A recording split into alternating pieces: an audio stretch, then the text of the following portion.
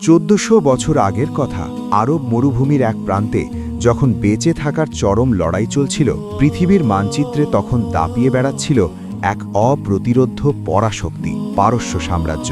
কেউ কি সেদিন ভেবেছিল উটের পিঠে ঘুরে বেড়ানো একদল বেদুইন সেই বিশাল পরাশক্তির পতন ঘটাবে? কিন্তু আল্লাহর রসুল সাল্লাল্লাহু আলাইহি ওয়াসাল্লাম ঠিকই দেখতে পেয়েছিলেন।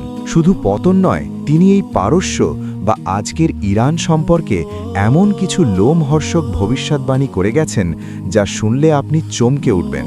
আজকের বিশ্ব রাজনীতি থেকে শুরু করে কিয়ামতের সবচেয়ে বড় ফিতনা দাজ্জালের আগমনের সাথে জড়িয়ে আছে এই ভূখণ্ড। কি বলেছিলেন বিশ্বনবী সাল্লাল্লাহু আলাইহি ওয়াসাল্লাম আজকের এই ইরান সম্পর্কে? প্রিয় দর্শক, আজকের যে আধুনিক ইরান, ইসলামের ইতিহাসে তা ফারেস বা পারস্য নামে পরিচিত। প্রাচীন কাল থেকেই এই ভূখণ্ড ছিল শিল্প, সাহিত্য এবং সামরিক শক্তির এক অন্যতম কেন্দ্রবিন্দু। তবে ইসলামের ছোঁয়ায় এই পারস্যই পরবর্তীতে হয়ে ওঠে জ্ঞান বিজ্ঞানের এক বিশাল মর্যাদাপূর্ণ স্থান। ইরান বা পারস্য নিয়ে রাসূল সাল্লাল্লাহু আলাইহি ওয়াসাল্লামের ভবিষ্যদ্বাণীগুলোকে আমরা প্রধানত তিনটি ভাগে ভাগ করতে পারি: সামরিক বিজয়, জ্ঞান বিজ্ঞানে তাদের অবদান এবং শেষ জামানার ফিতনাসমূহ। চলুন সহিহ হাদিসের আলোকে আমরা সেই রহস্যময় ভবিষ্যদ্বাণীগুলোর দিকে নজর দিই। প্রথম ভবিষ্যদ্বাণী: পারস্যের পতন ও শ্বেত পাথরের প্রাসাদ বিজয়। সময়টা ৫ম হিজরি। মদিনায় চলছে খন্দকের যুদ্ধ। ১০,০০০ সুসজ্জিত শত্রুবাহিনী মদিনা অবরোধ করে রেখেছে। তীব্র শীত আর অনাহারে সাহাবীদের পেটে পাথর বাঁধা। পরিখা খননের সময় বিশাল একটি পাথর কিছুতেই ভাঙা যাচ্ছিল না। সাহাবীরা নিরুপায় হয়ে রসূল সাল্লাল্লাহু আলাইহি ওয়াসাল্লামের কাছে ছুটে গেলেন। রসূল সাল্লাল্লাহু আলাইহি ওয়াসাল্লাম নিজেই কোদাল হাতে এগিয়ে এলেন। তার প্রথম আঘাতেই পাথরের ১/৩ ভেঙে গেল এবং এক আলোর ঝলকানি দেখা গেল। তিনি বললেন, আল্লাহু আকবার, আমাকে সিরিয়ার চাবি দেওয়া হয়েছে। দ্বিতীয় আঘাতে আবার আলোর ঝলকানি। তিনি বললেন, আল্লাহু আকবার, আমাকে পারস্যের চাবি দেওয়া হয়েছে। আমি এই জায়গা থেকেই মাদায়েনের সাদা প্রাসাদগুলো দেখতে পাচ্ছি। সুনান আন-নাসাই ৩১৪৪। সেই কঠিন মুহূর্তে যখন মুসলমানদের নিজেদের জীবনেরই কোনো নিশ্চয়তা ছিল না, তখন পারস্য বিজয়ের কথা শুনে মুনাফিকরা উপহাস করেছিল। কিন্তু ইতিহাস সাক্ষী, রাসূল সাল্লাল্লাহু আলাইহি ওয়াসাল্লামের ইন্তেকালের মাত্র কয়েক বছর পর হযরত ওমর রাদিয়াল্লাহু আনহু-এর খেলাফতকালে বিশ্বের পরাশক্তি পারস্য মুসলিমদের পদানত হয় এবং মাদায়েনের সেই শ্বেত পাথরের প্রাসাদগুলো মুসলমানদের হাতে আসে।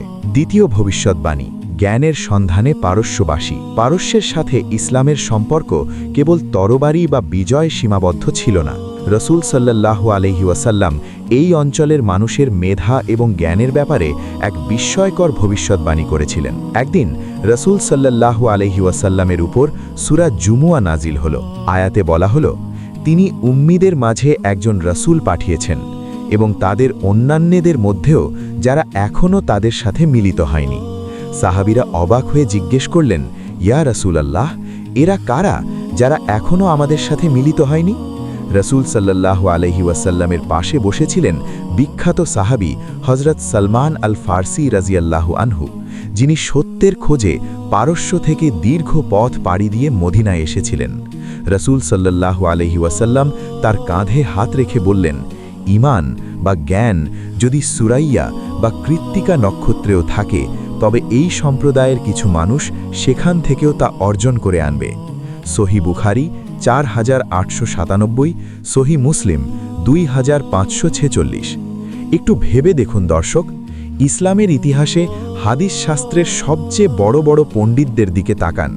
ইমাম বুখারী, ইমাম মুসলিম, ইমাম তিরমিজি, ইমাম আবু দাউদ, ইমাম নাসাই, ইমাম ইবনে মাজা, সিহা সিত্তার এই মহান সংকলকদের প্রায় সবারই শেকড় পারস্য বা বর্তমান ইরান এবং তার আশেপাশের অঞ্চলের।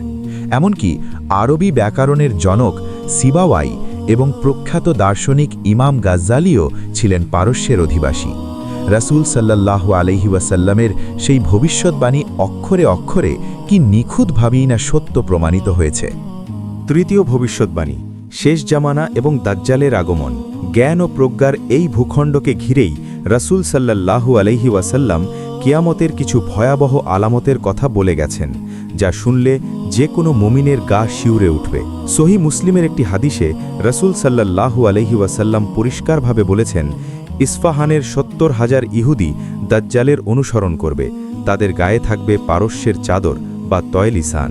সহি মুসলিম ২৯৪৪। এই ইস্ফাহান হল বর্তমান আধুনিক ইরানের একটি অত্যন্ত গুরুত্বপূর্ণ শহর। আধুনিক যুগের প্রেক্ষাপটে এই হাদিসটি অত্যন্ত রহস্যময়।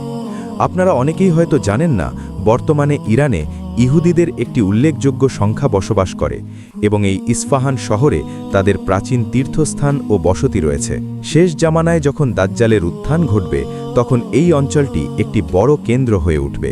অন্য একটি হাদিসে রাসূল সাল্লাল্লাহু আলাইহি ওয়াসাল্লাম বলেছেন, দাজ্জালের আত্মপ্রকাশ ঘটবে পূর্ব দিকের একটি এলাকা থেকে, যাকে খোরাসান বলা হয়। সুনান আত-তিরমিজি। প্রাচীন খোরাসানের একটি বড় অংশ বর্তমান ইরানের অন্তর্ভুক্ত।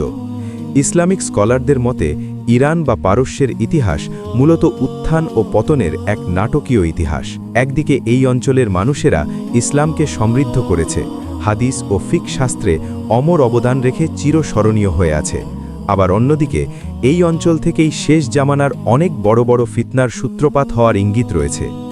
বর্তমান মধ্যপ্রাচ্যের ভূ রাজনীতিতে ইরানের যে অবস্থান, তার দিকে গভীরভাবে তাকালেও আমরা বুঝতে পারি ভবিষ্যৎ পৃথিবীর যে কোনো বড় পরিবর্তনে, বিশেষ করে মালহামাতুল কুবরা বা শেষ জামানার মহাযুদ্ধে এই অঞ্চলের একটি অত্যন্ত গুরুত্বপূর্ণ ভূমিকা থাকবে।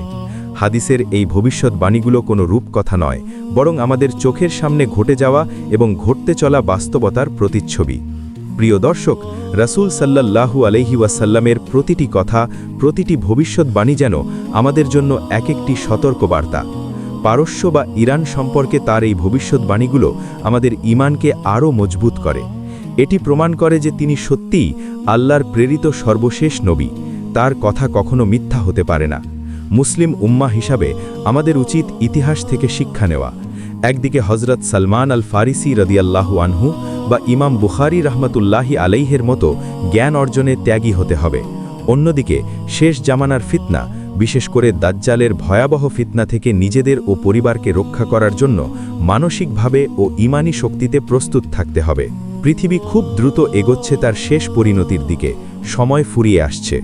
আমরা কি প্রস্তুত, নাকি দুনিয়ার সাময়িক মোহ আমাদের অন্ধ করে রেখেছে? প্রিয় দর্শক, ইরান নিয়ে রাসূল সাল্লাল্লাহু আলাইহি ওয়াসাল্লামের এই ভবিষ্যৎবাণীগুলো সম্পর্কে আপনার কি মতামত? কমেন্ট বক্সে অবশ্যই আপনার মূল্যবান মতামত আমাদের সাথে শেয়ার করুন। ভিডিওটি যদি আপনার চিন্তার জগতে একটুও হলেও নাড়া দিয়ে থাকে, তবে একটি লাইক দিন এবং আপনার পরিবার ও বন্ধুদের সাথে শেয়ার করে তাদেরকেও জানার সুযোগ করে দিন।